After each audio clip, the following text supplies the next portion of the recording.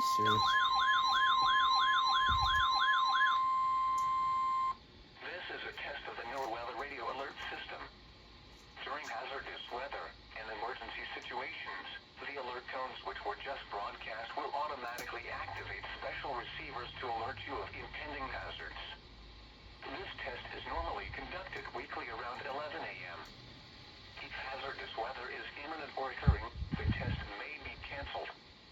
To provide the most consistent warning service possible, the alert tones will only be activated for the following counties in the KDO89 listening area: in Missouri, St. Louis, Franklin, Jefferson, Lincoln, St. Charles, Warren, and the city of St. Louis. In Illinois, Madison, Monroe, and St. Clair.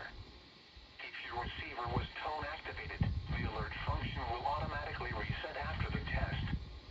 This concludes our test for this week, and we will now resume normal programming. Thank you.